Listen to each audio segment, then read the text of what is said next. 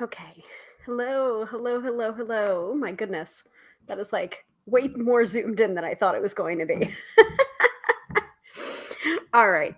Let me quickly make sure that all of the tech stuff is working before I go ahead and do my introductions. Also, let me upload our typical splash intro, and also let me upload our main event of tonight's episode, which is the tarot reading for the collective for the year 2024, our 13 moon spread. I've pre-pulled the cards, so they are there, ready and raring to go. Hold on, let me see here. But first, let me upload these two things. Otherwise, I am going to forget to do it. So very first of all, this image right here, and hopefully I don't need to adjust it. All right, let me see here. Okay, that looks good. That looks good. Hopefully I don't have to flip it. And let me upload our splash video, I like to call it. And then I'm going to do an idiot check. But I do see that some people are viewing, so thank you very much.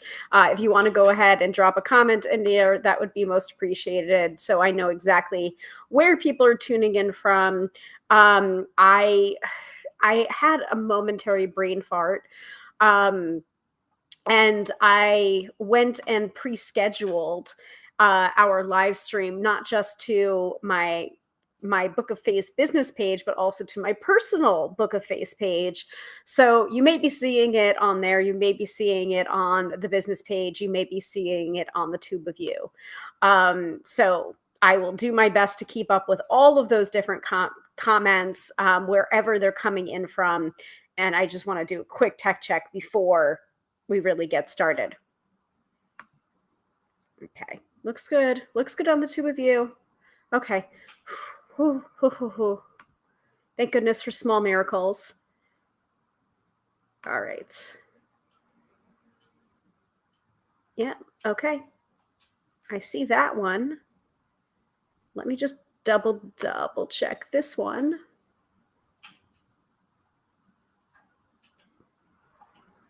Yep.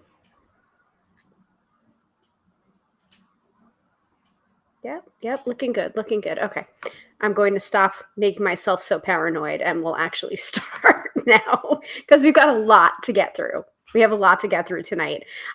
We have the astrology from Teresa Reed's wonderful Astro Biz Digest. And then we have a big fat tarot reading for you all for the year 2024. So that's what's happening on tonight's episode. But first, let us do the intro, and I will be back in about 20 seconds.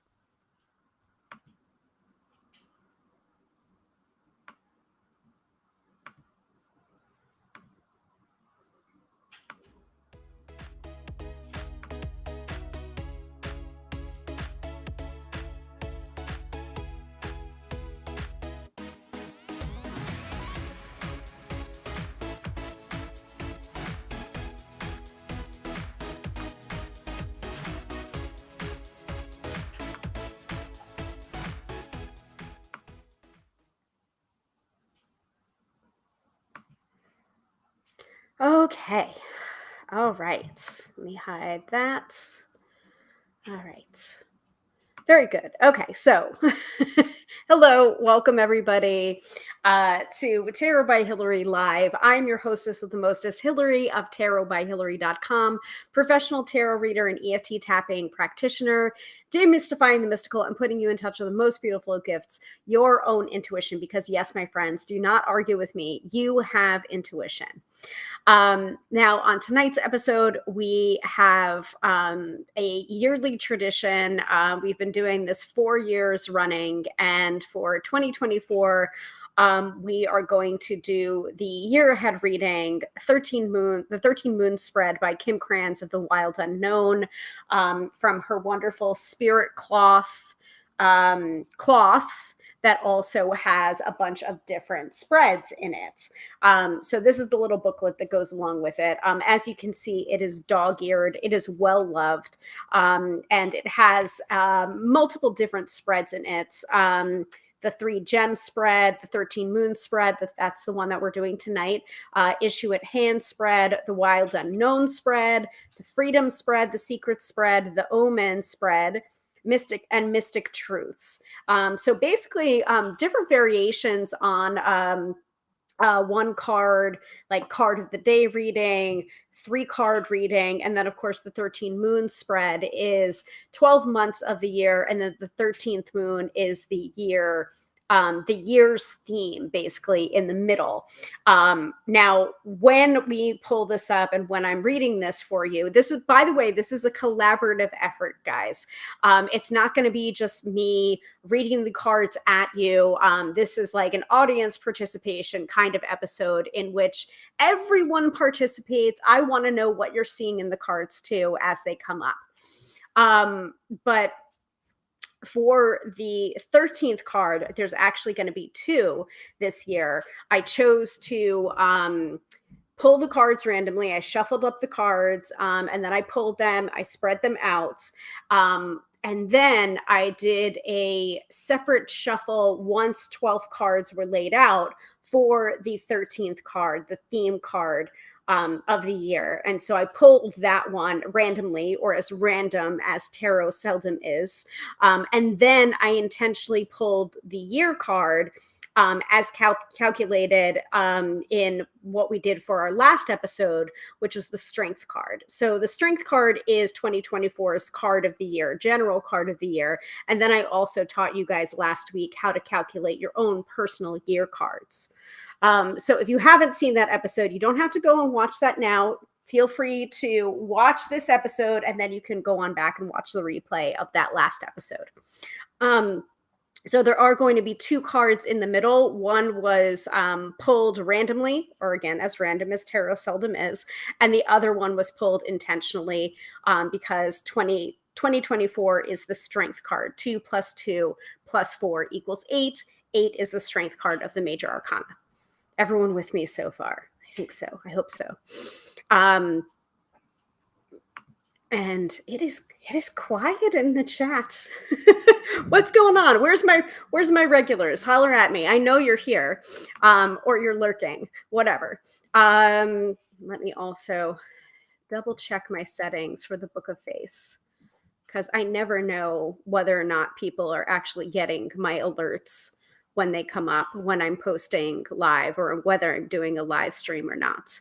So I'm going to double check that.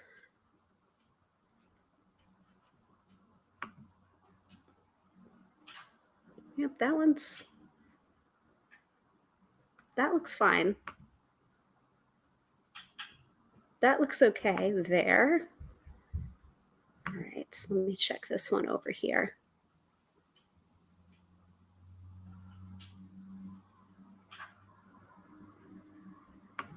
Okay. Okay, good. All right. So if you did not read the description yet, allow me to read the description of tonight's episode so everyone knows what we're doing before we do it.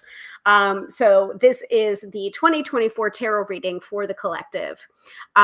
So it's a free collaborative tarot reading for everyone for the year 2024, including a tarot card for each month, an overall theme card. Actually, there's going to be 2, and using the wild unknown spirit cloth and their 13 moon spread. And I'll probably go and grab the spread out of the bedroom where I had it. I've gathered up the individual cards from what I pulled after I took a nice photo of like all of the cards laid out.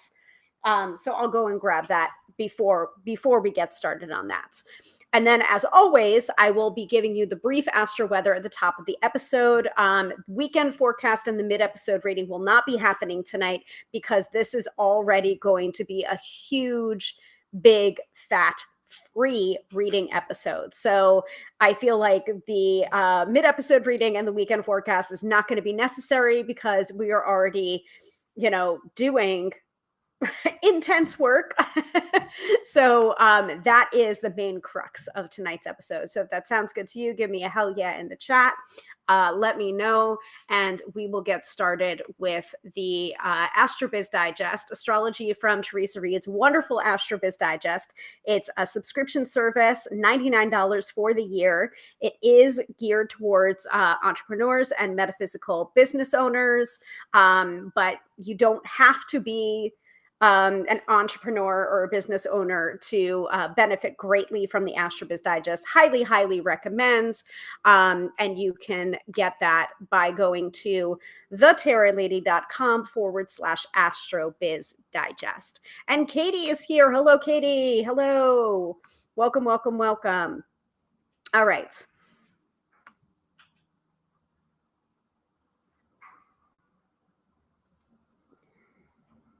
And my bestie is messaging me right now, so I am a little bit distracted. I'm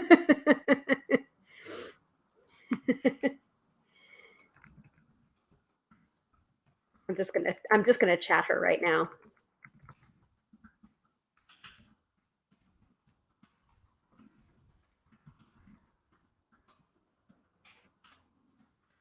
Okay. So first of all, astrology. Let's do this. All right. So let's see what's going on, first of all, overall for this week. All right, weekly forecast, January 15th to the 21st of 2024. So this week is epic, apparently, according to Teresa. The day to watch is the 20th. So that would be tomorrow, Saturday the 20th. Here's what's going on. The sun enters Aquarius on the 20th at 9:07 a.m. Eastern Standard Time, creating the perfect conditions for tech upgrades, teamwork, community building activities, and networking. It's also high wattage for innovation. Use these 4 weeks to set trends, rub elbows, and get your technology sorted out. Humanitarian work is also Aquarian, so donate to a worthy cause or get involved in your community. The sun will be in Emo Pisces on February 18th. So we have Aquarius season coming up starting tomorrow, 9:07 a.m. Eastern Standard Time. Again, tech upgrades, teamwork, community building activities, networking, innovation, and humanitarian work. Later in the day, also on the 20th, Pluto joins the sun and moves into Aquarius. So themes of shared power, technology, innovation, social justice, teamwork, and equality becomes the norm. This means businesses need to get with the program. Old, outdated models or beliefs need to be shed to make way for progress. Keep tabs on what's happening in the world of business and technology so you can stay in the game. Pluto will moonwalk back into Capricorn from September 1st to November 19th. So during that time, the old guard must step back so that the new guard can step up. Any outworn business models will crumble and new methods will emerge.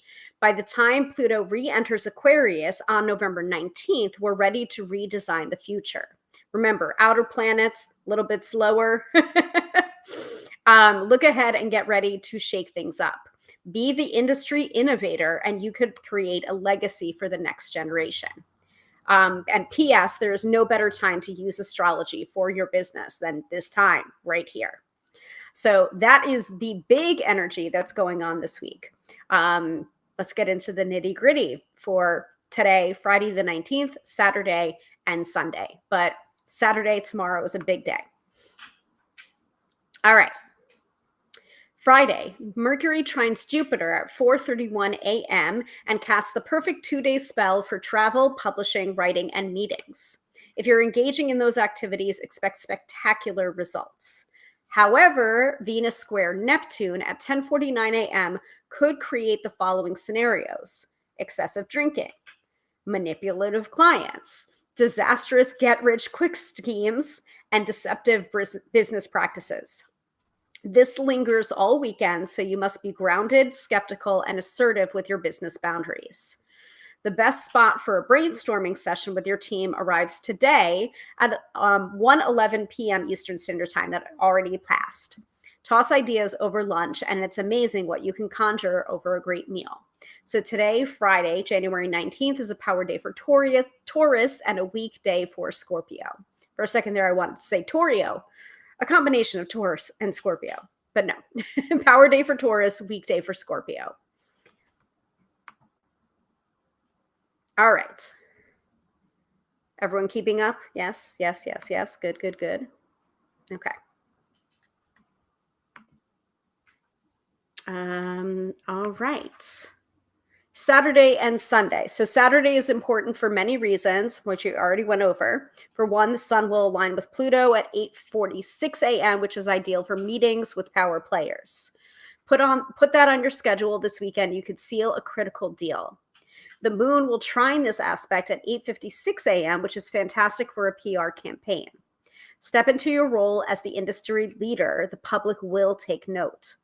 At 8:58 a.m., the moon trots into Gemini, setting up the rest of the weekend beautifully for meetings, public speaking, writing, and learning. This is followed by the sun entering Aquarius at 9:07 a.m. and Pluto following suit at 7:50 p.m. So we already discussed that, okay? It's an amazing transit duo. Now, Sunday is quiet, so it's perfect for travel, reading, writing, or resting. After Saturday's astrological bonanza, you need to recoup. Give yourself that grace. Both days, Saturday and Sunday, are power days for Gemini and weekdays for Sagittarius. Yeah.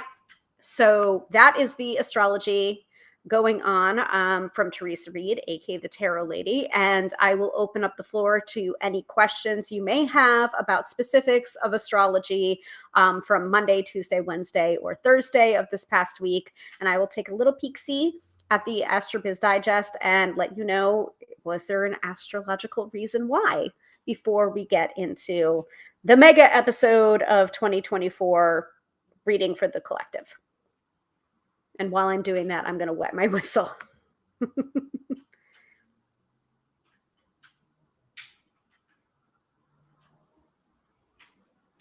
And also look at cute pictures.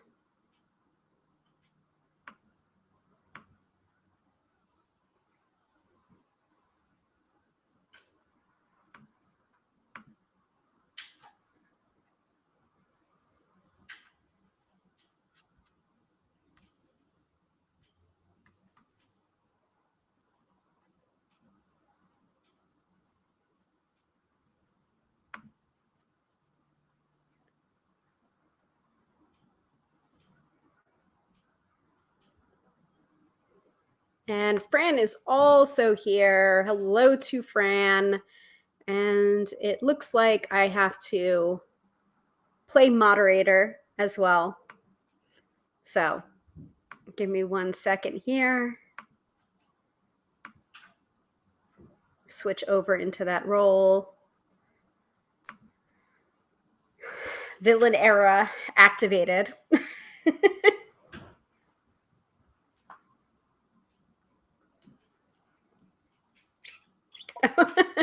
Fran says, come get my snow.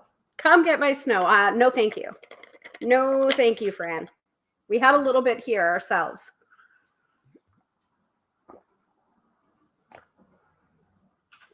I'm super happy, though. It didn't seem quite as bad as I thought it was going to be, so that's good.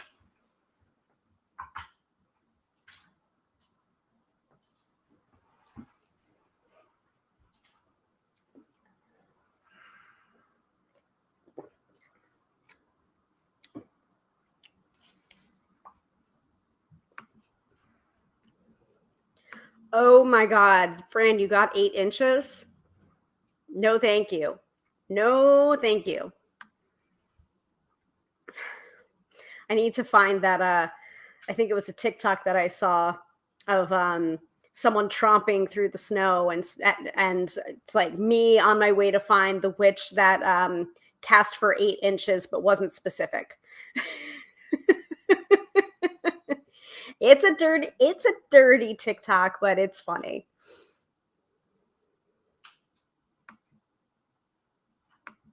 That might have to be one of my one of my upcoming live reactions to different internet videos.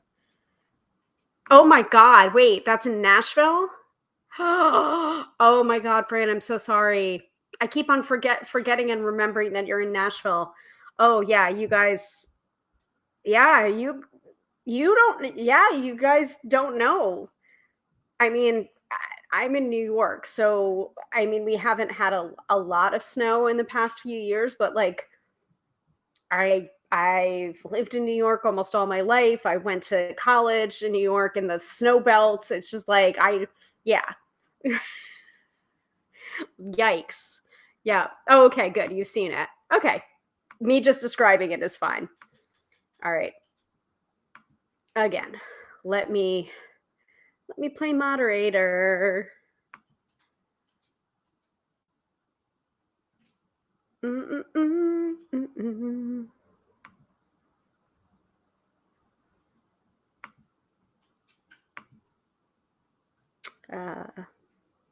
Block. Yes. Confirm. Done.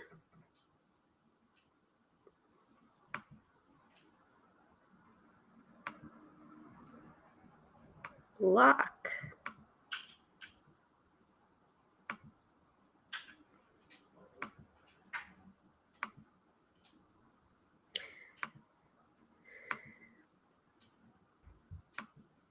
You know I love this crap.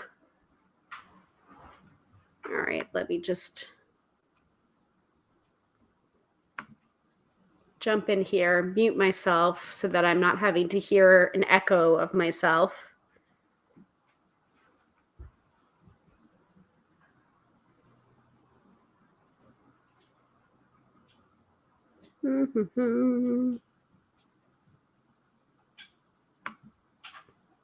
Let's see. Oh, interesting. Ban from stream? Sure. Ban from stream. Different ways of dealing with these kind of scammers now. I'm into it. I was reporting people before, but if I can just ban them, even better. Why not? All right, so no questions about the astrology from this past week. Shall we move into the 13 moons? Actually, I'll give you a minute. I'm going to go grab the spirit cloth from the other room so I can show you what it looks like. And then I'll show you the cards. Where are you going, buddy?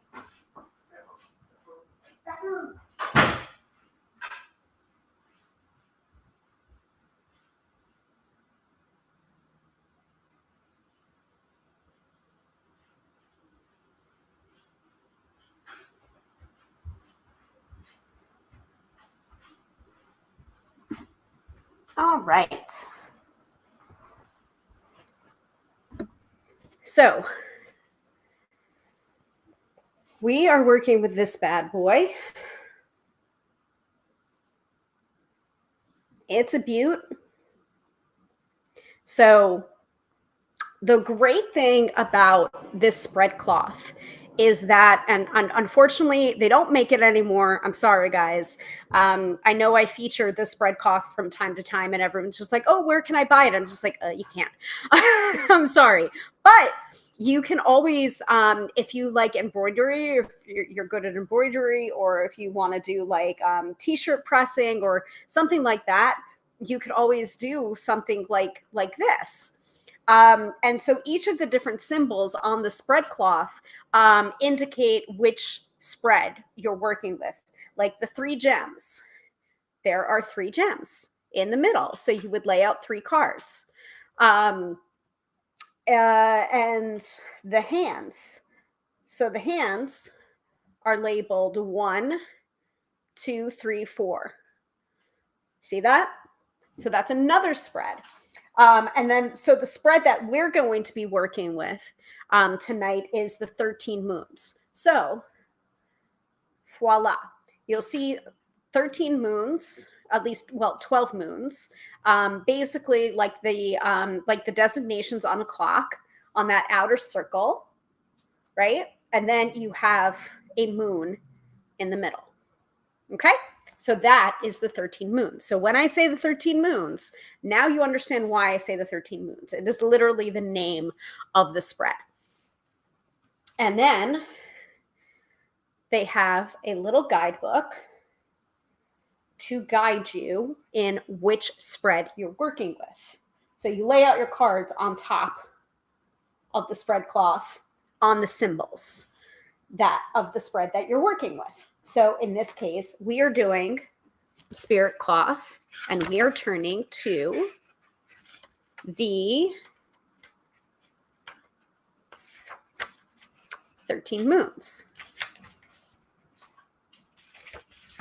Voila. So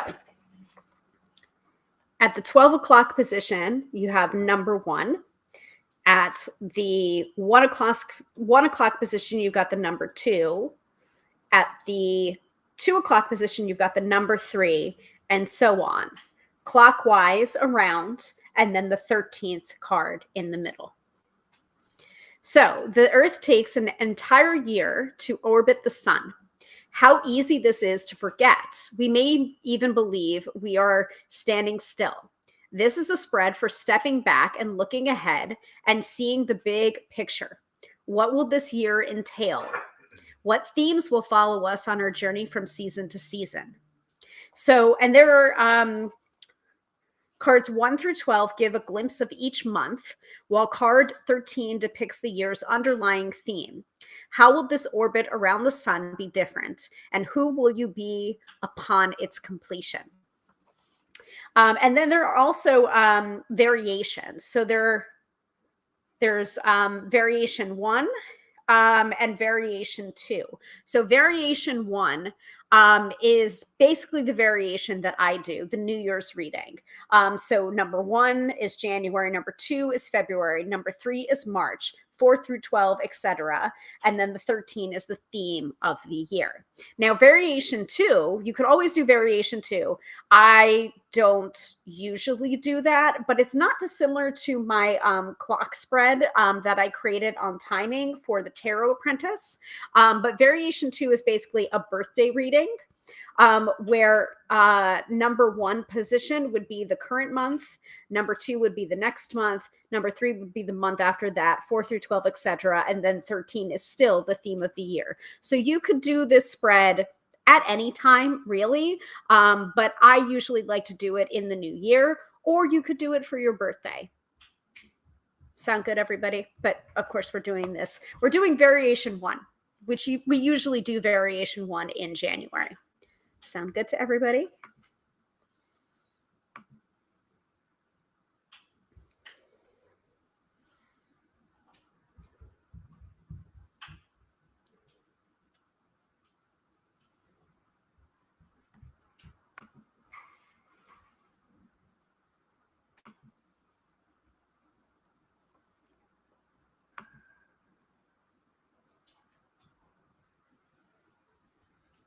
And I think I need to, so this here, just going to double check and make sure that no one's commenting on my private page.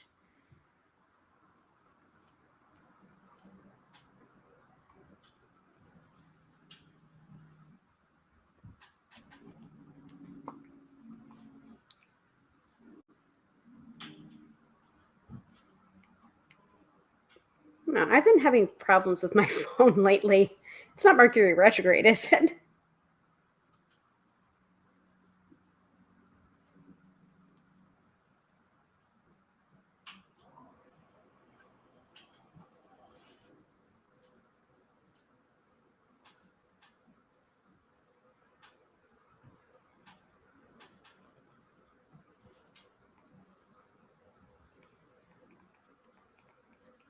Let me just mute things.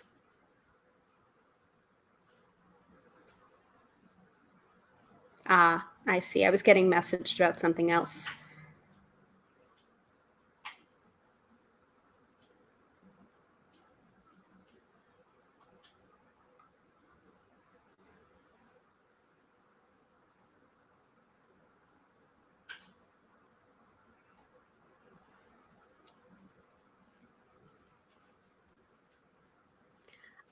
Oh, that's wonderful. So Anne is here, just tuned in from Scotland, UK, amazed at subject because it's my birthday today. Spooky. Oh, welcome and happy birthday. I guess this is variation 2 for you and variation 1 for the rest of us. So anyway, without further ado, let me put down my phone. All right, so I have pre-pulled the cards. So we have them right here, all 14 of them. I will explain why there's 14 and not 13. So let me upload. So here we go. This is what we pulled. Okay. And I will try and keep my lower third clean here. But I can actually quickly create something. So give me 1 second.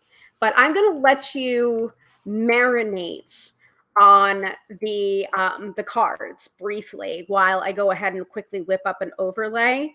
But as you can see here, there's a lot going on. And I did kind of say this. Oh, and by the way, Fran is wishing you a happy birthday, Anne. Welcome, welcome. Great timing. So now that I showed you before the spread cloth, right? The spirit cloth. So you had a visual of where the 13 moon spread was on the spirit cloth. Now you can see it filled in basically. And we do have 2 cards in the middle instead of 1 card. So I pulled out the strength card after everything because I was very curious to see. I did the shuffle, okay? I did the shuffle. I thought about it's like, okay, we're doing the reading for the collective tonight. You know, what do we need to know for this year? What do we need to know? What advice do we need to know? What themes are going to come up? And I was very curious to see if the strength card, which is the general card of the year for 2024, to see if the strength card would land somewhere. And so I intentionally did not take it out of the deck until I was all done pulling cards. You understand what I'm saying? Because like, what would have happened if we got the strength card in the 3 o'clock position or the 12 o'clock position? It's just like, we wouldn't be able to get that if I had pre-pulled it. So that's the reason why I didn't pre-pull it. But I was on the lookout for it to see if it would appear anywhere in the spread naturally or randomly, or as random as tarot seldom is. So what I did was I shuffled, thinking about the question, which is, you know, what do we need to know for the year 2024? And then I pulled the cards starting with 12 o'clock, which was number 1. So that's the Queen of Swords is our card for January, all the way through to December, which is moving clockwise. So December looks to be the 2 of Wands. Hold on. I have it here. Yes, the 2 of Wands is December. So shuffled, laid them out, and then I shuffled again. Once the 12 were laid out, I shuffled again and I asked, what's the theme for this year? And I got, looks like the 7 of Wands reversed. And then once everything was already laid out, then I went through the deck face up on purpose to look for the strength card, which is the strength card, the general card of the year for the year 2024, because 2 + 2 + 4 = 8, which is the strength card in the major arcana. Makes sense to everybody? Just want everyone to be walked through my process before we get into the individual cards of this deck. I'm going to grab another pillow because my back is hurting me.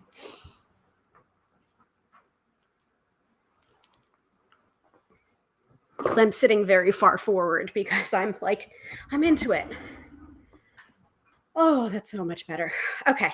All right. So what was I going to do? So go ahead and look overall at the cards when I'm doing this in the background because I want to create a quick overlay.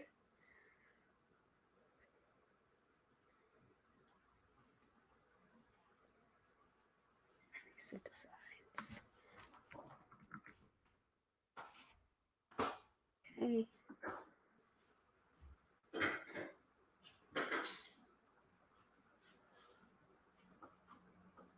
It's a cute one. That was a cute one.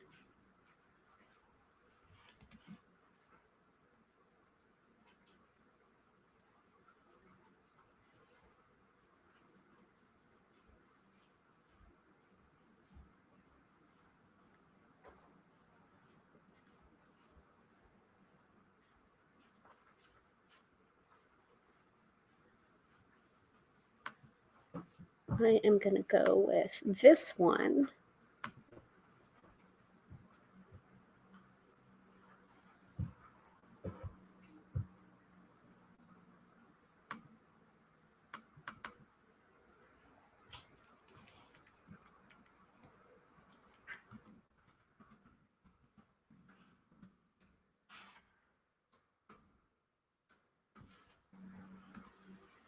That I can take down, that I can take down, that I can take down.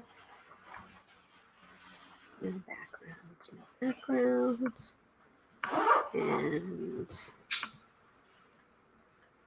download transparent background.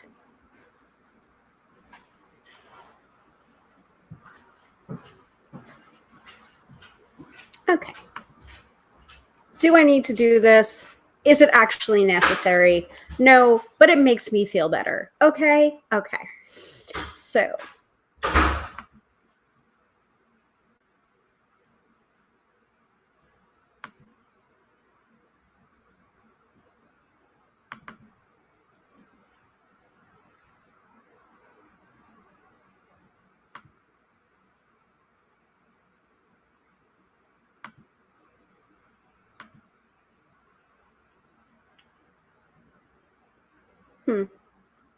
could have put that a little bit lower, but oh well. It's blocking out our Queen of Wands in the 7 o'clock position, but that's fine. That's fine. That's okay. Anyway, so does anyone want to say anything about what they're seeing before we get started? Is there a particular card that is scaring you? Is there a particular card that you're just like, oh, okay, well, that card at that month makes sense? Anything. All right. So Katie says quite a few court cards and major arcana. Yeah. Considering probability of numbers of the number of cards. Right. It's 13 cards. Well, 14 cards. But out of 14 cards, having that many similar numbers and then that many major arcana cards, yeah, is a little bit startling. And that many court cards, yeah, you're right. Like, honestly, guys, I pulled the cards, but I didn't really like look at the cards after I pulled them. I just took a picture and ran in here, moved my setup because I was on the other couch. I was on the other couch for most of the day, doing some work with my legs stretched out and everything, not broadcasting, not having my setup or my microphone or anything like that. So I haven't really gotten a chance to look at the overall pattern, which is something that I really recommend you do as you're learning tarot, is look at the overall pattern before you start to get into the specifics of reading each individual card, because if you look at the pattern first and then you start to read the cards individually, that I feel like you're a lot better off when you start to need to summarize your readings or get to like, okay, what does this reading mean for you overall? What's the theme? What's the flow? What's the story behind it? I think it's one of the best ways to actually create a flow in your tarot readings, especially when you're a beginner to tarot readings. It makes your readings less stilted, if I can say that. Oh my gosh, Sophia's here. I didn't think we were going to get you, Sophia. You're actually awake this week and you are a trooper, because I know you're on a time zone difference. So I'm so glad that you're here for the big ass tarot reading for the collective from the collective. So please feel free to chime in if you're seeing anything. Like, say what you're seeing. Like, this is an episode to say what you are seeing, and that goes for all of you, not just Sophia. Oh, nice. Took a nap, so you're up. Nice. I was tempted to take a nap today because it was flurrying outside and it was cozy and I had my sweater on. And everything that I had to do, except for this live stream, got canceled. So so I was starting to drift at around like 5 o'clock. I'm like, no, I can't take a nap now. It's too late. Okay. So let's do this in order because we're already like 42 minutes into the episode and we've just done the astrology. So let's do this big ass reading. Keeping in mind that the Strength card is the general card for the year 2024. So whatever that means to you, keeping in mind that whatever your calculations were from last week, if you calculated your card of the year for the year 2024 based on your birth month and birth date, and the year 2024, keep in mind that card, if it happens to come up in this reading too. That might mean you have to pay special attention. Like the Chariot. For those of you who got the Chariot, and I feel like a couple of you did get the Chariot, if I'm remembering correctly. I could be wrong about that. The Chariot is there. The Chariot is in the 6 o'clock position. So June, I believe. So pay attention to June, those of you who have Chariot years going on. So Sophia says, had a bunch of big meetings, then unhinged my jaw like an anaconda, inhaled takeout, then knocked out for 2 hours. That sounds like a good afternoon. Not gonna lie, that sounds awesome. Okay, so let's get started with January. So with January, we have, so that is at the 12 o'clock position is card number 1, January. So the month that we're in currently, we have the Queen of Swords. I told you I have them here. I have the cards here in the order that I pulled them. So here we have the Queen of Swords.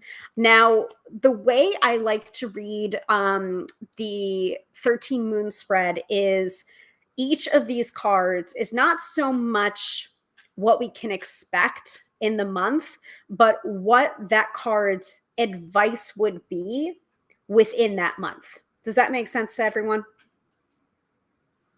Then again, we have had some predictive moments in these.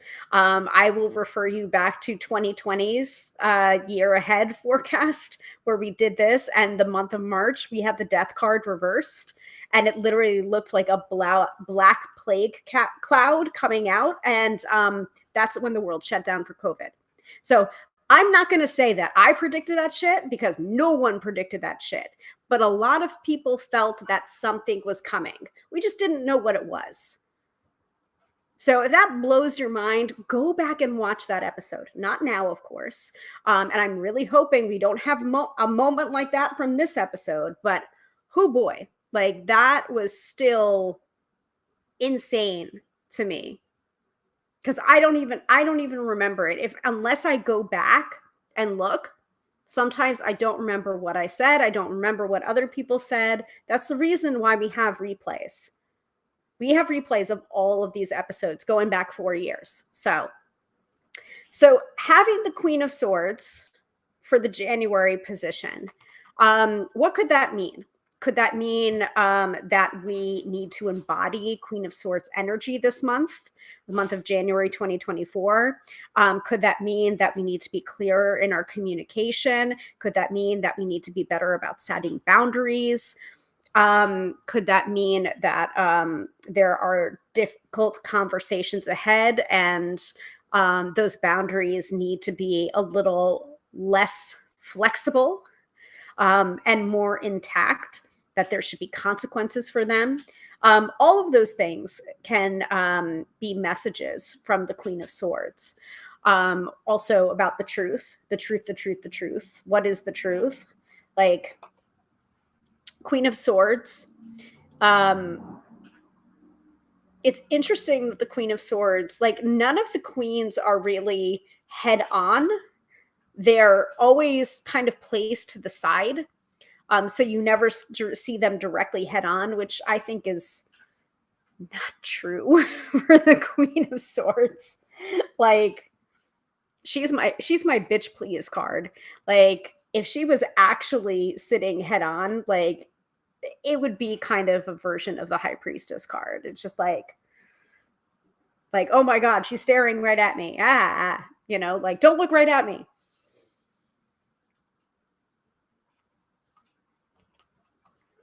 Any thoughts about the Queen of Swords before we move on to February? Because it is a big episode, folks, but I'm going to try and be as I don't know, focused as I can be.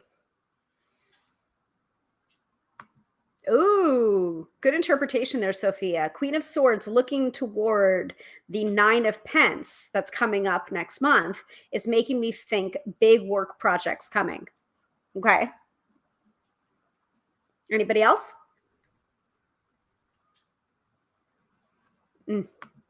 Especially in academics.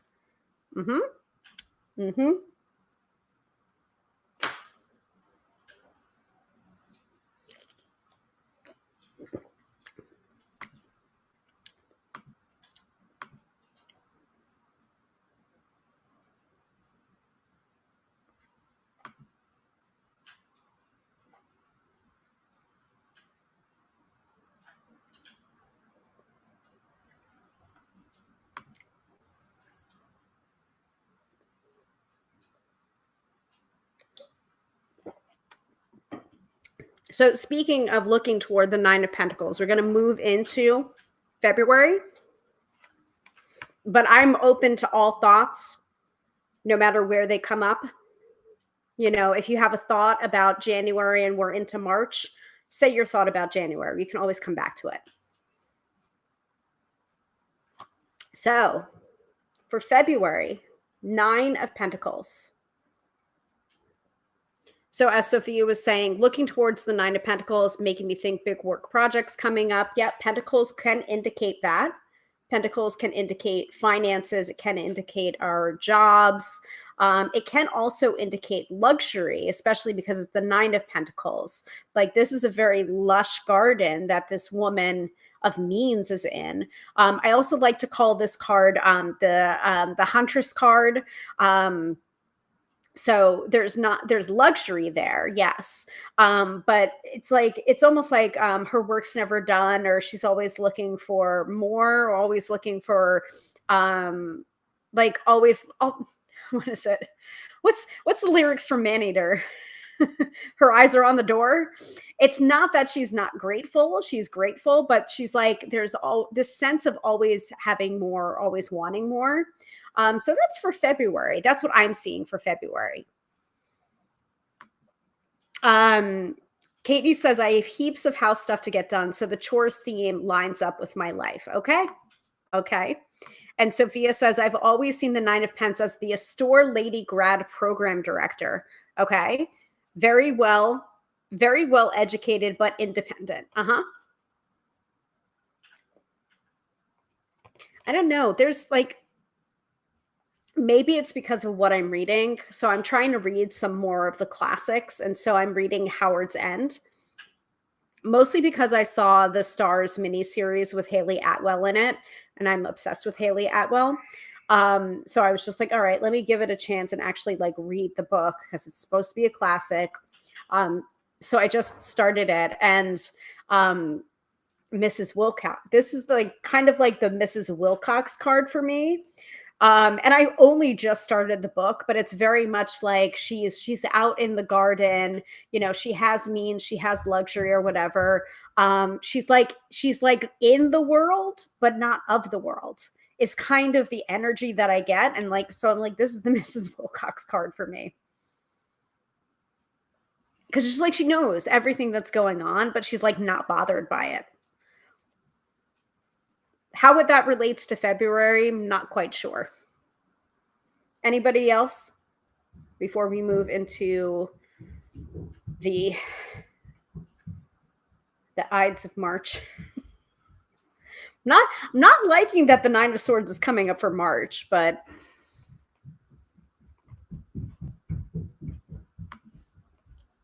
Katie says Nine of Pentacles strikes me also as successful solo woman and person. Good to know.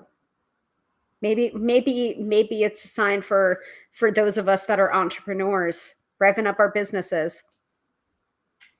I'll take some readings or some tap-in sessions in February. Yes, please.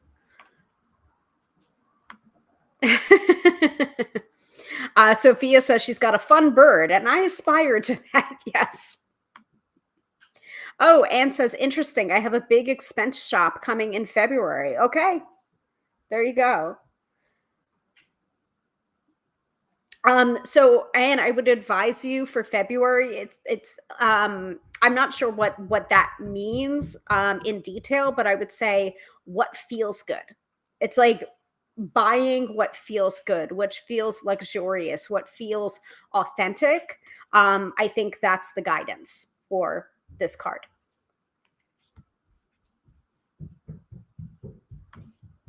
All right, moving on to March. Not a fantastic card. We've got the Nine of Swords. So looking at this card from a sense of advice, what this card's role would be as an advice giver, I would say, put your mental health first. There are going to be some things that really try you in March. There's going to be headaches. There's not going to be a lot of sleep, or there's going to be nightmares when you do get to sleep. So it's just like, what is worrying you, and why is it worrying you? I think this is going to be a very tap heavy, like make sure you have your spiritual non-negotiables going way before March hits. And I think you're going to be in a better place if you're able to do that. You're going to be ahead of the game if you do that. Sophia says March for me makes sense. March is going to be a crazy paper heavy month. And again, swords is about conflict and communication. So words, swords has the word words in it. So makes sense to me too. Sophia also says, I also feel like 3 months into the year is when we start to feel the stress piling on. Yeah. Like, I mean, at first it's all like, oh yeah, new year, new me, and then March is when the pipers do.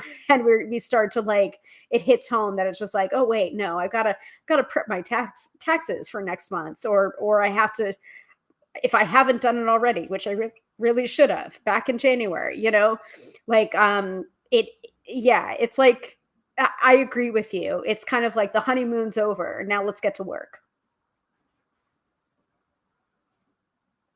Anything else for March?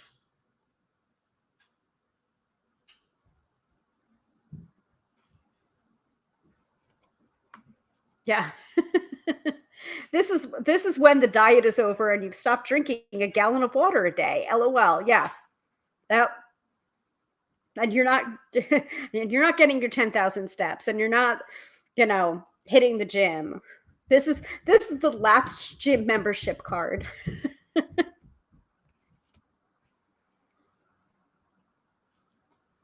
All right. April. Actually, you know what? I am completely fine with this as a reversed card. I am so fine with it. So we do have some reversals in this deck, but this is the first reversal of the year. So I'll get into that in a second. So Katie says, I keep getting warnings about March. There's some astrology stuff hinting on tax and paperwork stuff for me too. Okay.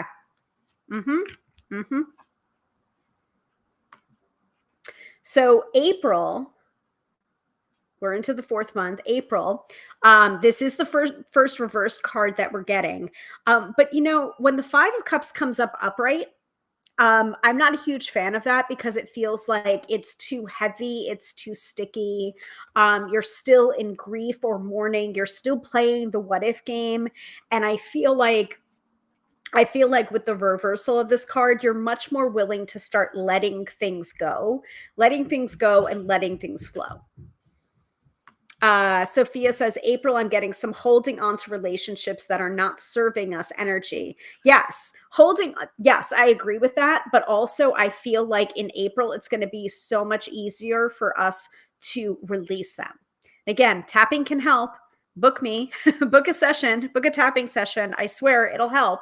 If you're into that somatic tap in your face shit, I can help you with that. But yeah, I feel like it's so much easier to release that energy when the 5 of Cups is reversed rather than when it's upright. When it's upright, it's just like he can't help himself. He has to keep on looking back at the spilled cups. He just cannot let the past go. And with the reversal, the direction is in the future direction. So I don't know, it feels almost easier with your relationships to let things go. Not necessarily forgive and forget, because I'm not that kind of person. Again, I am an Aries. I'm an April Aries. So I'm pretty good at the grudge holding, actually. But I would say forgive, but not necessarily forget. Because letting the past go, it's for you. It's not for other people, it's for you. Yeah. So Katie says almost a clearing of stuff with it being reversed. Yes, I agree with that. Yep. Sophia says, LMAO, merch for that. If you're into that somatic tapping your face shit, yes. Yes, I am taking requests for merch. Let me know what you want to wear. All right. Anything else for April? We're moving on. All right. More cups into May. But we do have the King of Cups. So I do like that. Again, there is a pattern to it. There is a pattern to this. There is a story to this.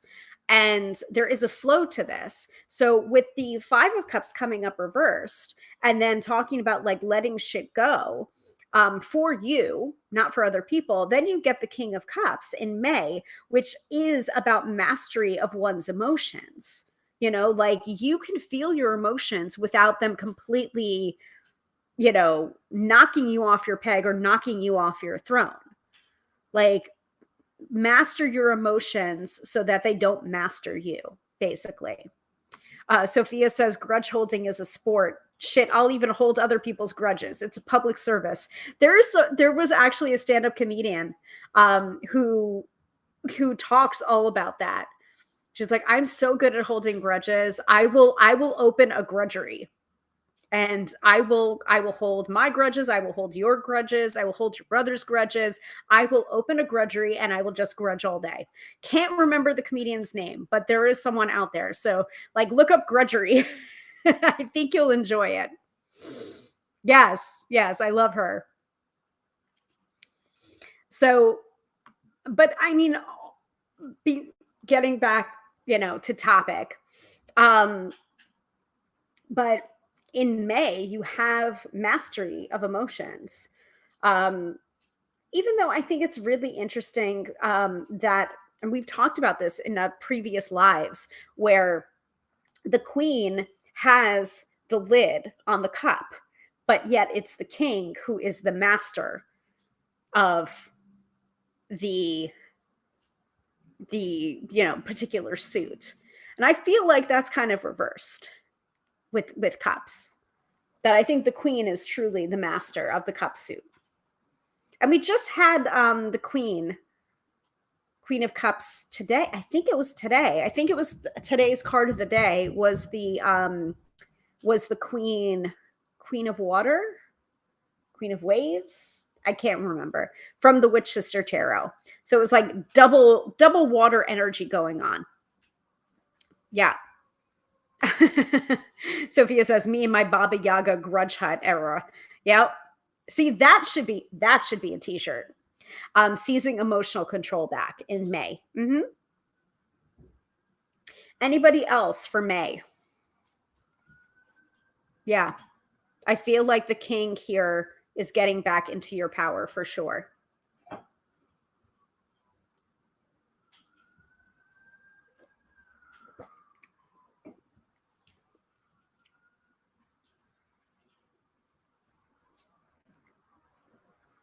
Yeah.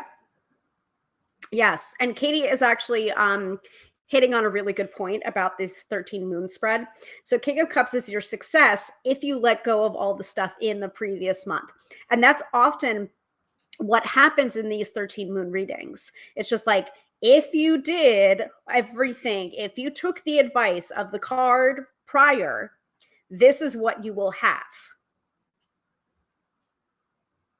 That's kind of how I've seen it. I mean, we have been doing this for 4 years now, and I've been seeing a pattern of that. It's just like, if you do this, if you do this in this month, you're gonna have this.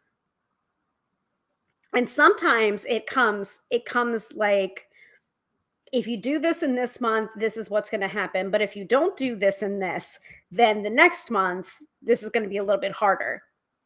Have you noticed that? I've noticed that.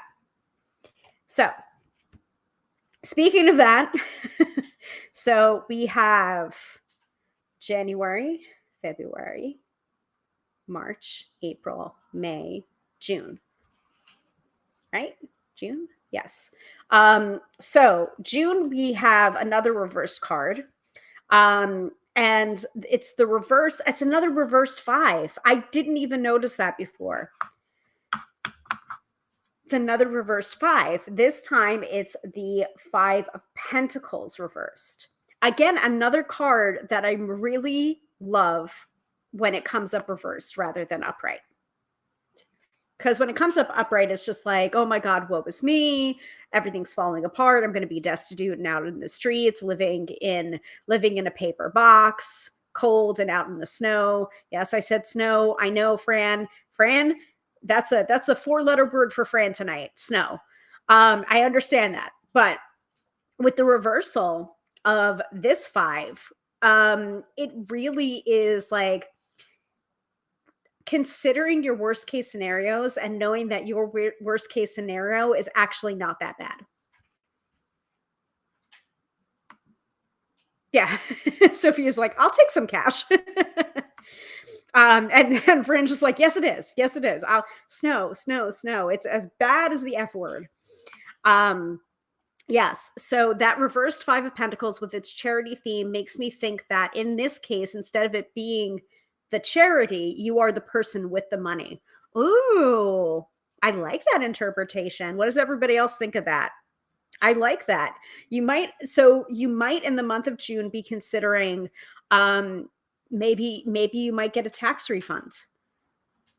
I mean, if you're here in the States. I don't know how taxes work in the rest of the world, but here in the States, you might be getting a refund, possibly.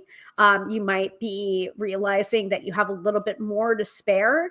What charities do you want to invest in? Who do you want to invest in? And why? So I wouldn't necessarily say that the 5 of Pentacles reversed is the exact opposite of the upright meaning, but it does feel like it's money mindset, and you're kind of retooling or reframing your relationship with money and with abundance. Again, that's something that you can work on with tapping. I was just doing a tapping today from Gala Darling's Cash Money Honey program, where we were tapping on money beliefs or scarcity beliefs that was learned from your family of origin, and tapping on healing that. And my goodness, I yawned my face off. My eyes were tearing up. It was just, I was getting like super, super emotional, and I didn't realize that. And it was all sorts of different money beliefs. Like, like we don't have enough, to go on vacation, or we don't have enough to invest, or we have too much, or I don't feel safe in having money because I don't know how to spend it wisely, or all sorts of different things, that like stuff that I hadn't thought about in years. And I was tapping on my face and I was getting really, really emotional about that, or like different, or and I was thinking back to my family, and it's just like, while I don't think that we were poor, we weren't really rich either. And I realized that some of the things that I thought, I guess, were normal wasn't actually normal, you know? So it's just like little things, like the things that I thought were like the height of sophistication was actually not necessarily white trash. But it's just like, oh, like that's not that's actually that's actually not great. Or that was on sale in the grocery store for like 99 cents, and that's the reason why your mom bought it.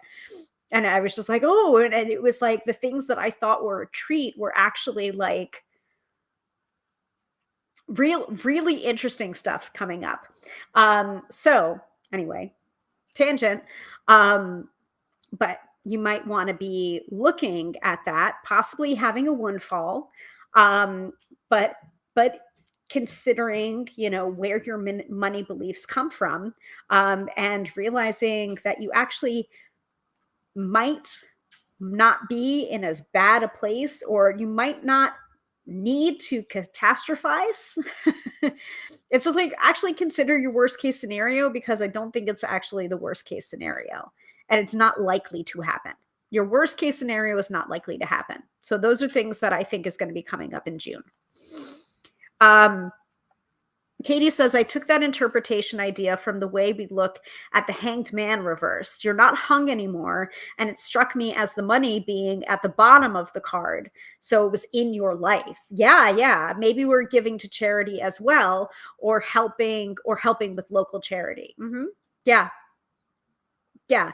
And that's a really good way to look at reversals too, is, consider what is top of mind now with the reversal, or what is the base, or, where the things are falling. Like I often say, when we have a reversed cups card, it's just like, okay, well, nothing's holding the water, so it's all flowing out. Where is this water going? So too is what you did for the money. Money's now at the base, which means you have it instead of it being away. I like that interpretation. So reversed Five of Pentacles. And again, the fives are not comfortable cards, but you know what? I feel like they're a little bit more comfortable to deal with when they're reversed. All right, where are we now? We're in July. Yes. So July happens to be the 7th month with the 7th card. Weird. So also, I feel like if you tuned in last week to the year card episode, Strength is the year card, and then also me teaching you how to calculate your year card, I feel like some of you had the Chariot card. So the Chariot card, so if you did, like, pay attention to what's going on in your life in July, or get heads up, like July might be meaningful for you. But what can we say about the Chariot as an advice card for July? Whenever I see the Chariot, I see like the light or the dark horses, or the light or the dark sphinxes, and then the charioteer here. It's just like you're having to wrangle disparate energies in order to get them to go in one direction, in order to get any forward momentum. So that is like my top of mind thing when I see the Chariot card, especially as an advice card. It's just like, you've got to wrangle your different energies in order to get forward momentum. Otherwise, you're going nowhere fast. So July to me is going to be a month where it's just like there's going to be a lot coming at you. And I think a lot of opportunities. Remember that the Chariot is the seven constellation. So it does have a connection with the minor arcana sevens. And like the Seven of Cups. The Seven of Cups, I call the idea real card. There's so many different possibilities, and you're spoiled for choice, but it can be overwhelming. And so sometimes because you have so many choices, you choose not to decide, and that's a choice as well. So don't get decision paralysis, because you're going to have a lot of opportunities, but not all that glitters is gold. So really think and feel with your heart what is the best opportunity for you, and only say yes to the things that you are wholehearted with. Otherwise, it's a hell no. That I think is the advice card for the advice, the Chariot as advice card for the month of July.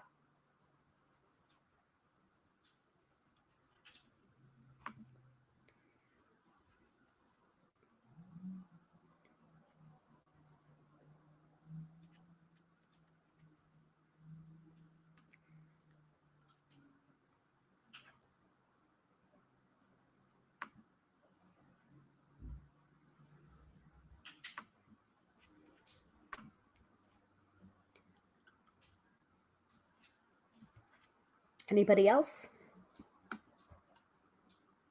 Also, this is kind of funny.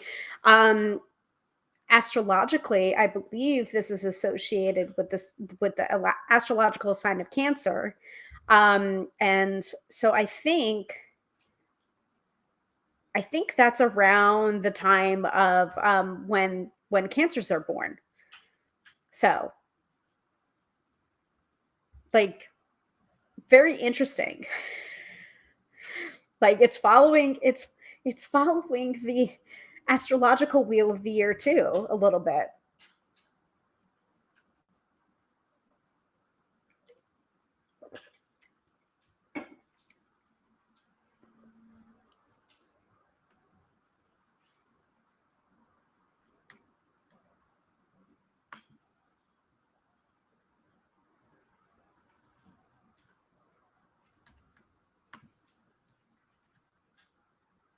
Hmm.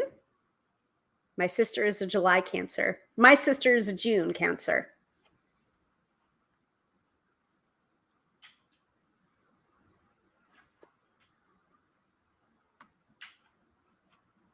Also, because of the Cancer themes as well that's associated with this card, it could be to like um I don't know, not necessarily be protective, but like it's a very like kind of home and hearth kind of energy.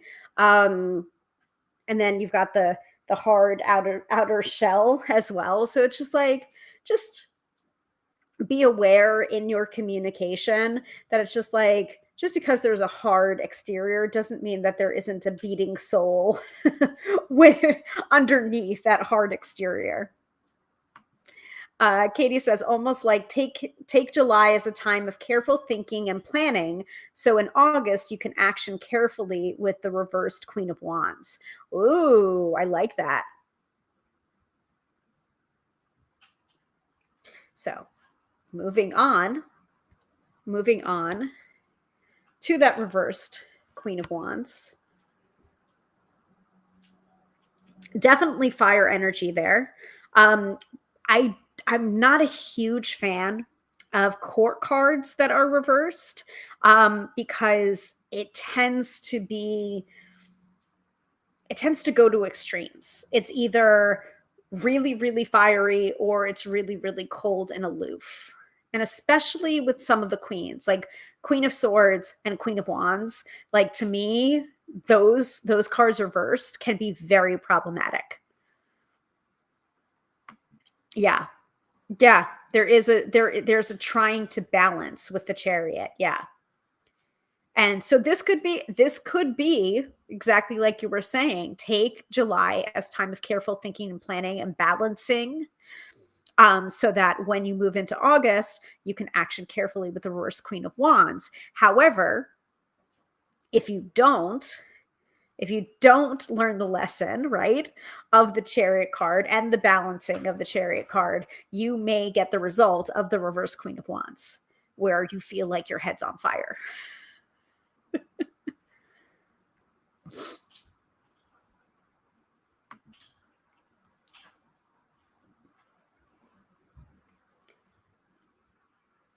Queen of Wands to me is also she's associated with different creatives, painting, writing, acting, dancing. But her little black kitty here, like she is kind of like a witch queen. She's magical as well. And so to me, the Queen of Wands reversed is kind of like in August, like nothing will seem to be going right with your manifestations or with your spell work. It feels like a time like what we usually do for the autumn equinox is like it's kind of like our witches Thanksgiving, but it's like a time to chill the fuck out and like just be grateful and be in abundance for what you already have, being grateful for the abundance that you already have, and like taking a chill pill. Like I don't remember the last time I've done spell work on autumn equinox, because it's not about that. Like that Sabbath is just not about that. By the way, if you're interested in learning more about the Sabbats, there is a Sabbath series on this channel. Please go ahead and check it out. Autumn equinox is in there, as well as all of the Sabbats, all 8 of them. I finally got around to doing them. Remember, guys? I did it. I did it eventually. But you know, this card coming up for August, and then the Queen of Cups coming on the heels of that for September. It's interesting where it's just like you gotta chill out and not force. And I think that's kind of what the Queen of Wands reversed is saying. Like, don't force it. The more you force it, the worse it's gonna go for you. Like this is trying to force it, and then the next card is just like being in flow.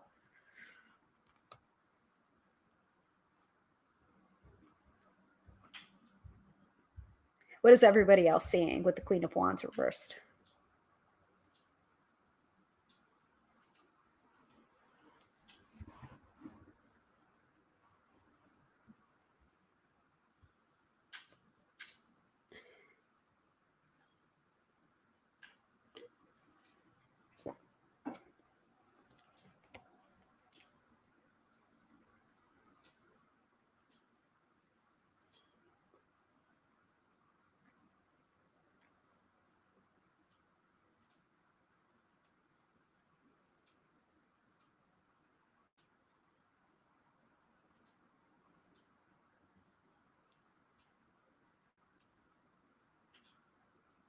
No thoughts?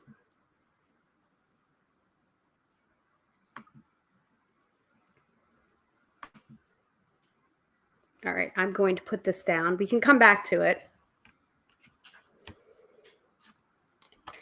So, where were we? That was August, right? So September, we've got the Queen of Cups. So like I was saying before, with the Queen of Wands reversed, forcing it or trying to force it, like in September, we've got to like go with the flow, like go with the flow. Queen of Cups is about love and emotion. It's also about intuition as well. I love that she showed up here too, because remember, we also have her consort a little earlier on in the year. We have him in May. We have him in May. And again, you can see what I was trying to say there before, where she has the lid on it. She has the mastery. She's got the lid on her emotions. But Queen of Cups is, you know, she is very intuitive. And I think that is also a sign for what we need to know for September. Is just like Like, don't discount your intuition in September. I mean, like, that's a lesson for us all year long, but especially in September, there are going to be things that look great on the surface that are going to be like, logic, logic, logic. Look at all the logic I have. And there's going to be something about it. And you've got to listen to your intuition. Now, it could be something good, or it could be something bad. I don't know. I don't know. That's pretty far ahead for me to think of right now, even though this is my job. But there's something about September, and there's something about what's going to be going on in September there where it's just like, looks good on paper, but listen to your intuition, because it's not going to steer you wrong. It's just not like, the more we listen to our intuition, the more it will speak up for us, the more it will be clearer with us too. And the more we learn to trust in it, the more that it learns to speak up. So that's September.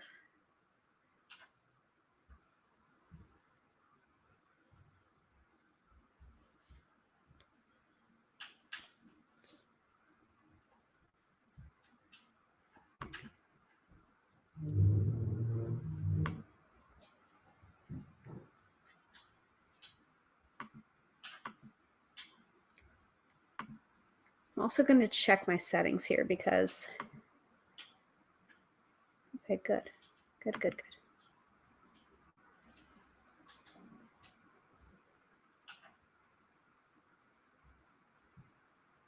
Okay. Any other thoughts about September? Because it got really quiet in here. I know some of you are just like, I just want my reading, please. But as a reader, I'm not about that shit. I always want the participation. It's always going to be a conversation if you're getting a reading from me.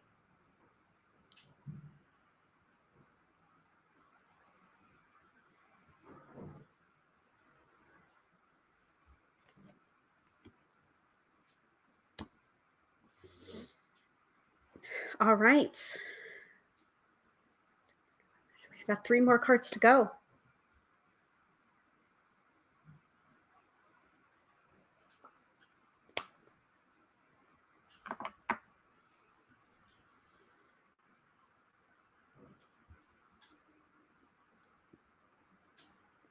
Now, I mean, who was it saying before that there was a lot of court cards? Yes, there's a lot of court cards in this particular spread. Not a lot of major arcana cards, which I'm fine with, because sometimes major arcana cards can indicate that it's just like big life lessons, pivot points, huge pivot points. And there have been some readings that we've done for the 13 moons that have been absolutely covered in major arcana cards. Now, from what I'm looking at, the only major arcana card here is the Chariot card. So, and then of course the year's theme is the Strength card, but that was one that I pulled intentionally, not randomly. So, yeah. Katie says, no thoughts are leaping out at me, just going with the flow. Okay.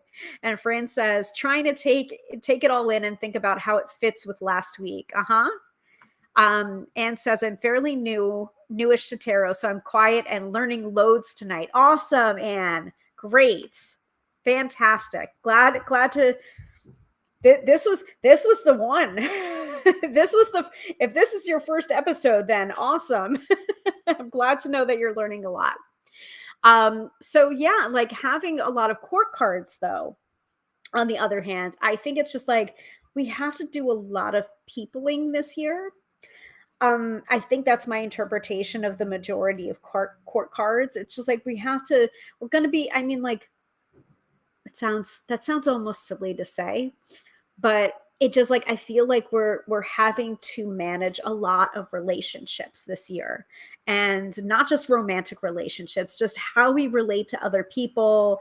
And also, kind of like up leveling our friendships or friend groups and our friend circles, and seeing like who's in my life, and do they deserve to be in my life? Do they deserve to have a spot in the VIP section of my life, or do they have a spot beyond the velvet rope or outside of the velvet rope. Do you know what I mean? Like, it's just like, it feels very people-y this time around.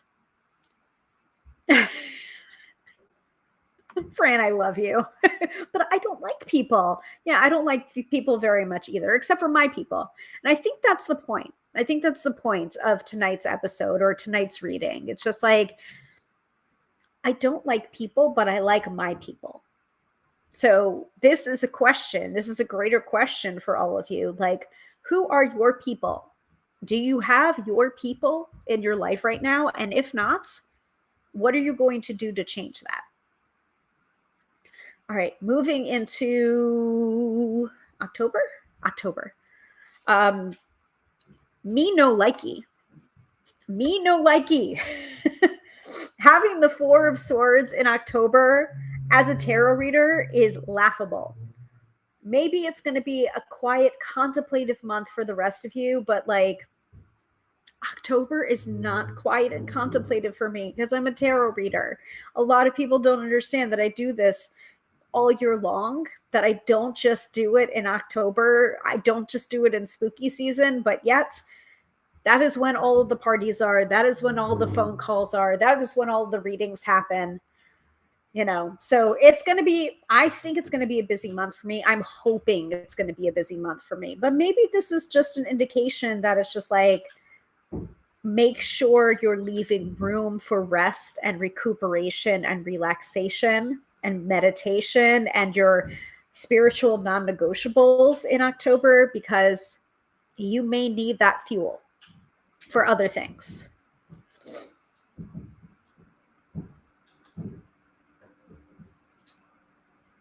Take a time out, take a chill pill.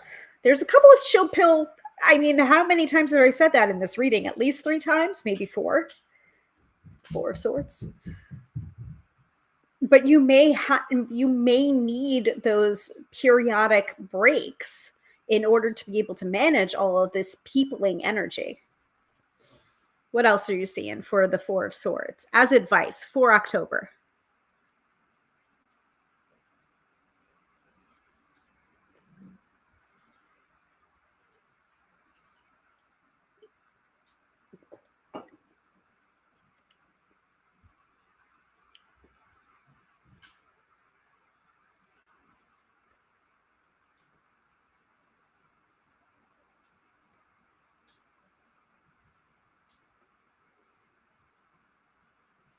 By the way, if you're watching the replay, I still would love to hear your thoughts. Just because I'm not live anymore, that doesn't mean I don't want to hear your interpretations too. You can feel free to comment those at any time, and I will look at them. I read all of your comments until such time as I have a virtual assistant or a personal assistant, or I, make it as the tarot reader to the stars. Yes, exactly. That's what I'm seeing too, Katie. Another time to rest and think, like we did with the Chariot. So Anne says, your knowledge and intuition have your back. You can do it in your sleep. Yes. I'll also take that as a compliment too.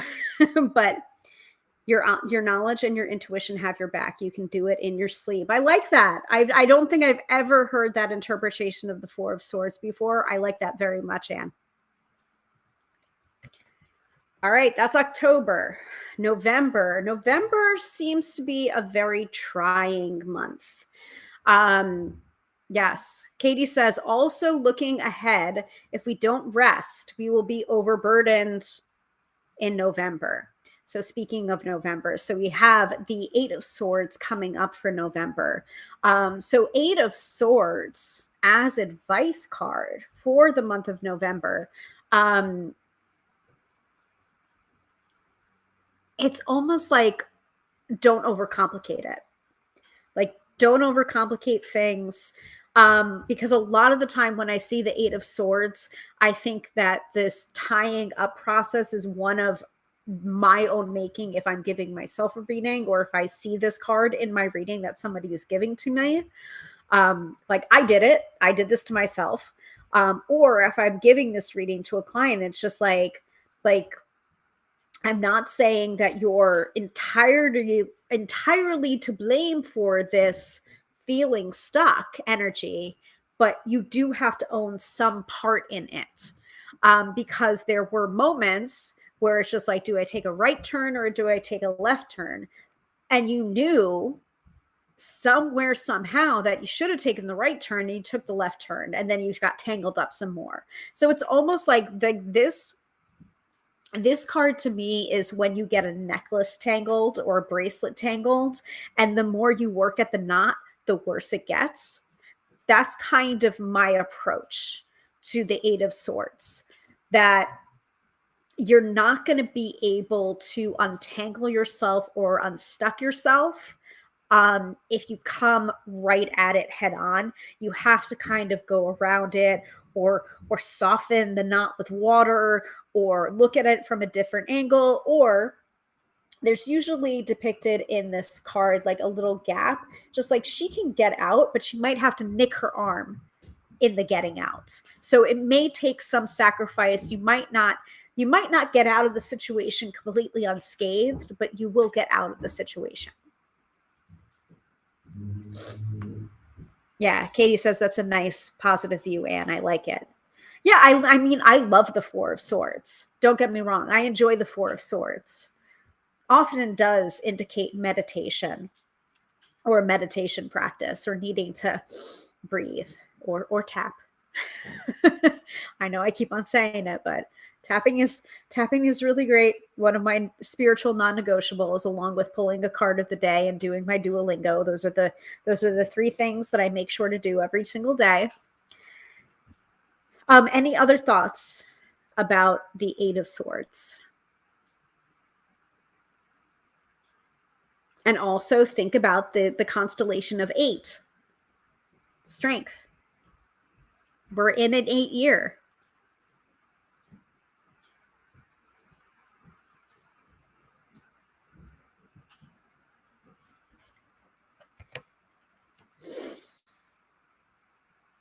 All right.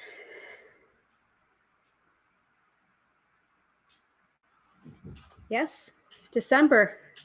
Last month of the year, December. 2 of Wands reversed. So to me, this card is, when it's upright, I usually say think bigger, think more global. I mean, he's got the world in his hands, and he's looking off to the horizon. It's very much like kind of like a envision more, think bigger about your life card.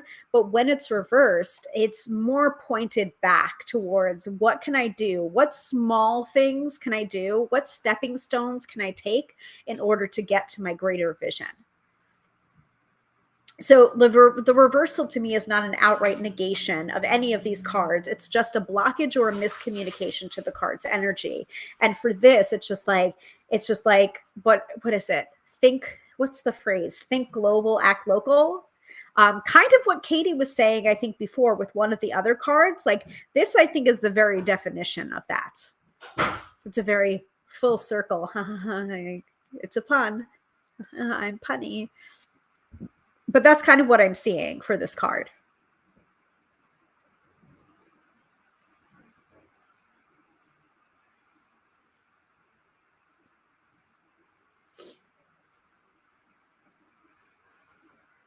What is everybody else seeing before we move on to the 2 theme cards of the year?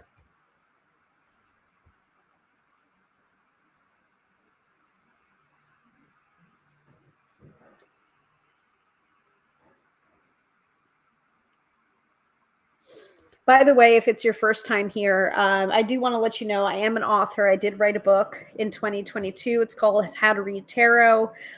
If you're just learning to read tarot, highly recommend you pick it up. I'll show it here. Let me take it out from underneath the big ass package that Melissa Sonova sent to me. This is my book, How to Read Tarot. Hillary Perry Haggerty. That's me. So pick it up wherever you get your books from. My publisher is Flame Tree Publishing, so you can get it at their website. I think you can find it at Barnes & Noble, IndieBound, all sorts. Please and thank you. Katie says, trust you to have a punny year reading. Of course, because I'm a punny kind of girl. All right. Any other thoughts about the Two of Wands? For a second there, I was going to say Eight of Swords, but we already talked about the Eight of Swords. Two of Wands reversed. Two of Wands reversed.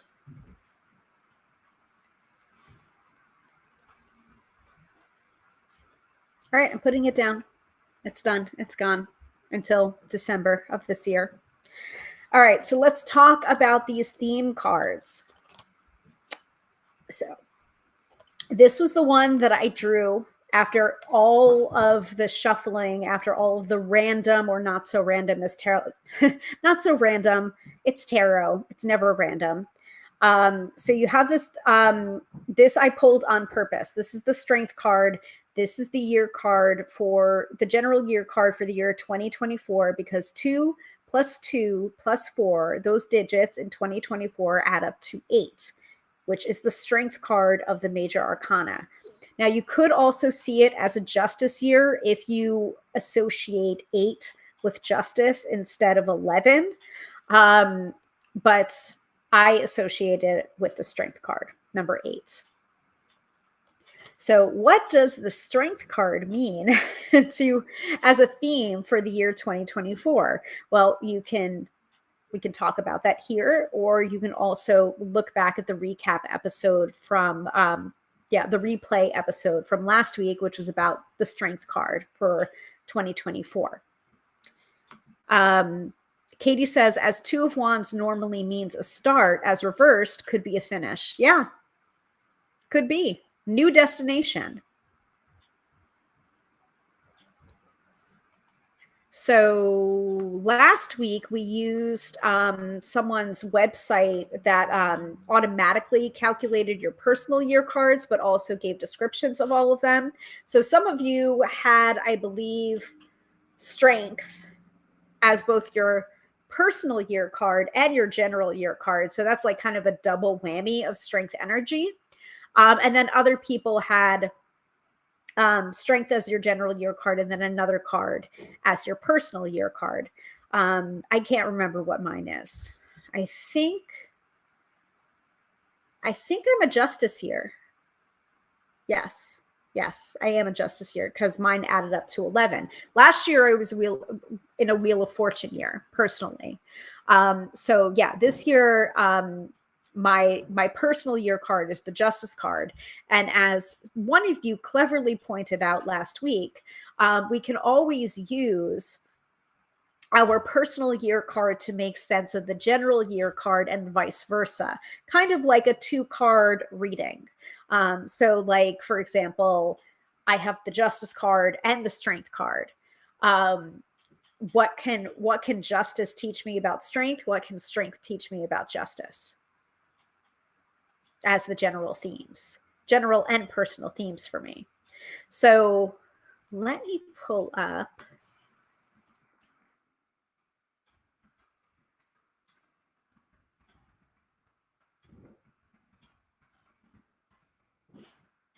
Yeah, this Shadow Bear Tarot. Calculate your year card. So according to that website, the strength year card is, no matter what comes at you this year, face it with combined grace and strength. You are strong enough to face your battles. This will be your great growth if you are able to choose compassion over fear. Persistence will be key. For the things that are worth winning take time. If you grow frustrated, find ways to lift yourself up with respect and gentleness. So a lot of the strength year card is basically like, what does strength mean to you? Does it mean fortitude? Does it mean muscling through? Does it mean your inner will, your grit? Because most of the time when the strength card comes up in a reading, I hate it. I'm like not a fan when the strength card comes up in a reading, because it usually has that like hang in there kitten energy where it's just like, even if you think you are done, you're just like, I can't take any more. I can't take any more out of this situation. Like, please, Lord, don't teach me anything else. I don't need to learn anything new today. That's when the strength card will come up to be like, you've got this. Like, you have more strength than you know, which is super frustrating and annoying. And so Katie is double strength here and personal, exhausted already. LOL. Yes, that's the kind of shit that I'm talking about. But knowing is half the battle. I was waiting for you to say it. Yes. I don't know if anyone heard that, but I heard it. So thank you. Child of the 80s, G.I. Joe. So having this card come up as the general year card can be exhausting already. Katie's saying, I'm double. Like, that's also my personal year card. It's just like more of the same. It's emphasis on, right?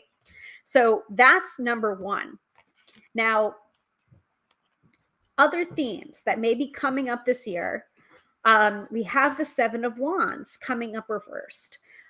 So this card can really be like, again, it's another card that I'm super happy came up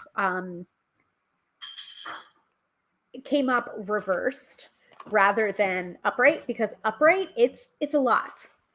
Upright is like, it's a very defensive card. It's just like everything's coming at you all at once, and you're having to like beat people off with a stick, and not in a good way. Shut up. I heard myself say it. My dirty mind went there. I thought your dirty mind went there. Never mind. But having this, it's like a very like being attacked kind of energy. But with the reversal, I think it's more a lesson of like, not everybody is out to get you. There's actually forces conspiring to work for you, not against you. And I think having this card come up randomly when shuffling in conjunction with the strength card being the general card of the year, I think it's just like, it's a more supportive energy, or it's a more confirmation that it's just like, you do have more resources than you know. The world is not out to get you. And you are going to be like, yes, I think all of us are going to be tested this year in different and new and fun and exciting ways. But I do think the major lessons between these two cards is that you are more loved and appreciated than you know, and that you do have support, and the world is not out to get you. And to learn how to reframe your thoughts in such a way that it's just like things are happening for you, not to you.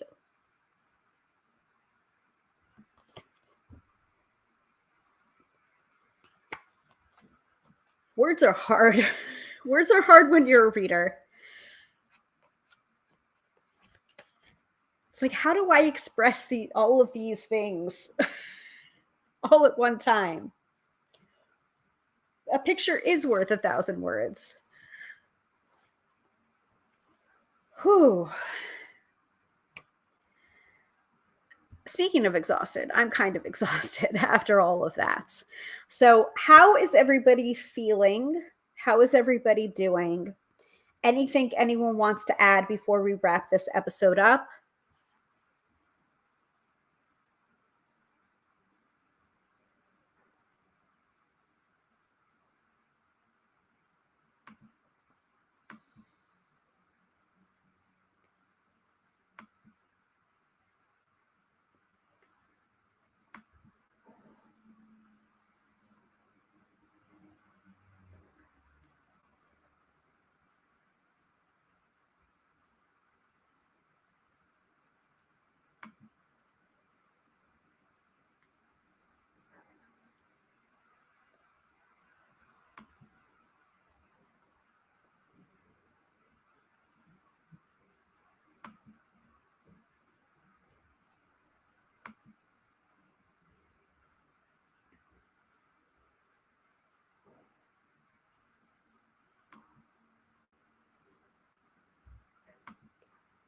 Ooh. Yes. Yeah, I think so too. As reversed, it's like it's not quite as burdensome as we might feel it is. Mm-hmm.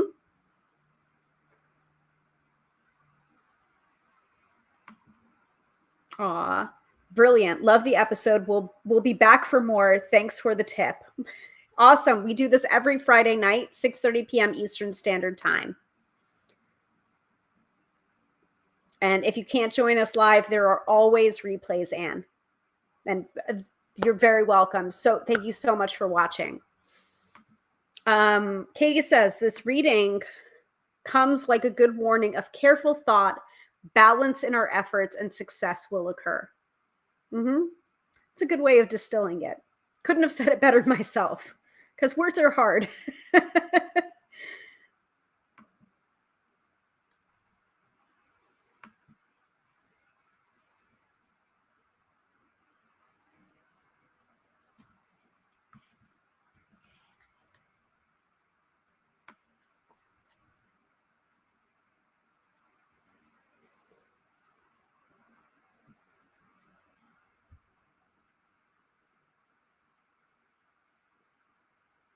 All right. Let me take down this overlay.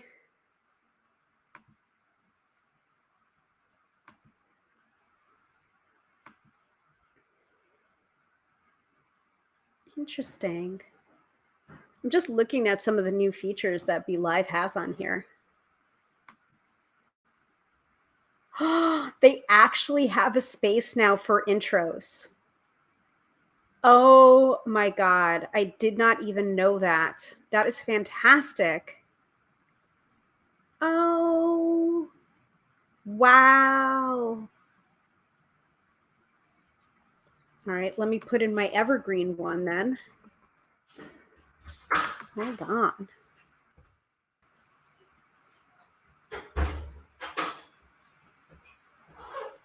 Oh my God. That's fantastic. Oh, I'm so excited. You can't see what I'm so excited about, but that's very exciting for me. All right.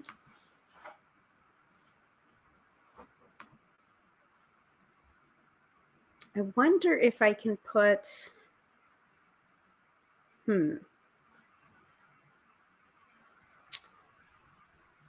I'll figure that out later. Thank you for doing this year doing us a year reading, Hillary. I really love them.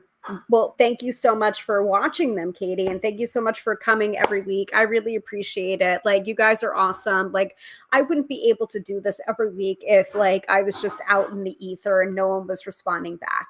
And it's really interesting to see, like, to go back to even like last year's, the year before's, the year before that, the 2021 that I mentioned before, and even previous episodes where I was just starting to live stream, because it's just like you can really tell the difference. I was so like closed off and shy and stilted, and it was a real chore. To be able to live stream, I did not like it. So knowing that there are people here that are going to be watching either live or watching the replays, it's like such a comfort to be able to do that. And also like doing this for you guys, and also for me too, like, I know you enjoy when the cards come for me. I get it, but it's just like, but I actually enjoy that part of it too. But you're very, very, all that being said, you're very, very welcome. All of you are very, very welcome. I love doing this.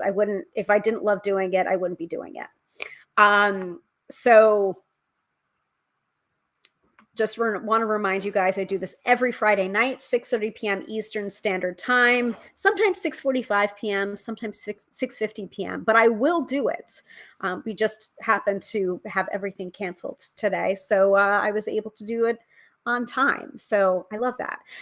And also to let you know, we usually do a couple of things during the live stream. We do the AstroBiz Digest, the astrology at the top of the episode. We also do two other things that didn't happen this episode because we were doing the big fat 2024 tarot reading, but we usually will do a mid-episode reading where one lucky viewer will win a 3-card reading with me live on the broadcast.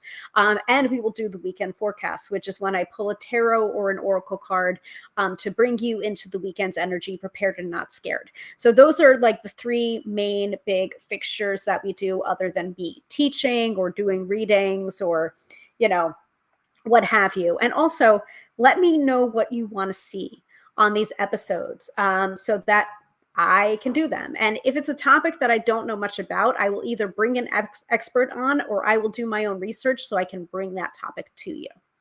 Also, I am available for private readings, private sessions, one-on-one sessions, either for tarot or EFT tapping. If you're not sure what EFT tapping is, I did do some videos on this here live stream before, so you can check those out. And if you are not able to book a reading with me, that's totally okay. You don't have to. But if you would like to support the live stream in any way, shape, or form, please share it. Click the bell, follow, subscribe, do all of the things. Share it with your friends.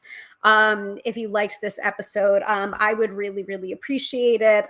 Or consider contributing to my PayPal, paypal.me/tarot by Hillary NY. No donation is too small. And yeah, once again, I am Hillary, professional tarot reader and EFT tapping practitioner, here to demystify the mystical and put you in touch with the most beautiful of gifts, your own intuition. Because yes, my friends, do not argue with me. You have intuition. Thank you all so very much for watching. We will come back and revisit this reading in a couple of months and see how it panned out, if we're actually, using the advice that the tarot has given us, so that we can move into some of the rewards of some of those months by taking that advice, right? Anyway, thank you all so much for watching, and I will see you. No show next week, though. Wait. Yes. No show next week, I don't think, because I am going to be away for a coven retreat. Don't quote me on that, though. I might still be able to do it, but as of right now, I'm leaning against it because I might be away. I'm not sure if I'm leaving Friday or Saturday morning, so we'll see, but probably not. So catch me again the Friday after that. I will post the schedule beforehand. All right. Thank you all so much for watching. Bye.